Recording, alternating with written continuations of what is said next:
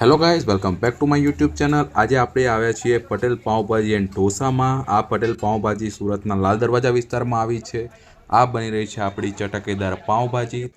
આમ જોવા જઈએ તો પાઉંભાજી એ મુંબઈનું સ્ટ્રીટ ફૂડ છે, પરંતુ હવે તે બધી જ જગ્યાએ અવેલેબલ હોય છે। અલગ અલગ જગ્યાએ બધી અલગ અલગ ટેસ્ટ આવતા હોય છે। આ આપણી પાઉંભાજી બની રહી છે। આ આપણે સુરતના લાદી પાઉં છે। આ લાદી પાઉંને બટર અને ભાજીના મિશ્રણ સાથે મિક્સ કરી અને પરોસવામાં આવે છે। આ રેડી છે આપણી પાઉંભાજી। તમે જોઈ શકો છો ફૂલ્લી બટરથી લોડેડ છે, સાથે સલાડ આવે છે। હવે આપણે જઈ રહ્યા છીએ ઢોસાના કાઉન્ટર તરફ। અમે મસાલા ઢોસાનો ઓર્ડર આપ્યો હતો। આ અમારો મસાલા ઢોસા બની રહ્યો છે। તમે જોઈ શકો છો કે પેપરને મસ્ત પાથરી દીધું છે। હવે આમાં મસાલા ઢોસાના મસાલાનું પ્રિપેરેશન થઈ રહ્યું છે। તમે જુઓ કે કેટલું સરસ રીતના બની રહ્યું છે। આ મસાલા ઢોસા અને પાઉંભાજી ખાવા માટે તમારે લાલ દરવાજા, હવાડા શેરી, બંદૂકરાના નાકે, સુરત તમે ગાંડા કાકાના ફાફડા પાસે આવશો તેની સામે જ છે। તો સુરતમાં ગાંડા કાકાના ફાફડા ખૂબ જ ફેમસ છે, તેની સામે જ આવ્યું છે આપણે આ પટેલ પાઉંભાજી એન્ડ ઢોસા। હું વિડીયોના એન્ડમાં એમનો કાર્ડ પણ મૂકી દઈશ, એટલે તમને એડ્રેસ શોધવામાં મુશ્કેલી ના પડે। આ બની રહ્યો છે આપણો મસાલા ઢોસા। તમે જોઈ શકો છો કેટલો સરસ બન્યો છે।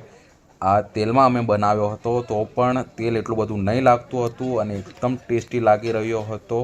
હવે આપણે જઈ રહ્યા છીએ આપણા ફાઇનલ સેગમેન્ટમાં। આપણું ફાઇનલ સેગમેન્ટ છે તવા પુલાવ। આ તવા પુલાવની પ્રિપેરેશન થઈ રહી છે। આ તવા પુલાવની સુગંધ ચારે તરફ ફેલાયેલી છે।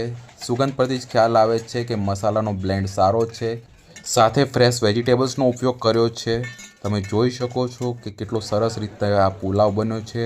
આ તવા પુલાવને સ્પાઇસી ચટણી સાથે ખાવામાં આવે છે અને સાથે સલાડ હોય છે। ખરેખર ખૂબ જ ટેસ્ટી અને ચટાકેદાર લાગતું હોય છે।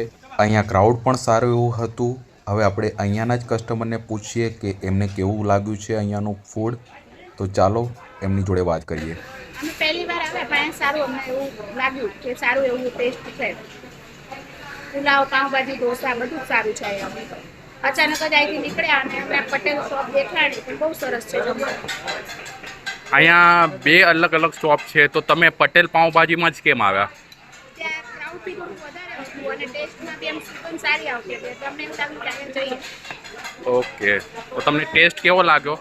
બહુ સરસ છે, સરસ। Okay, thank you ma'am.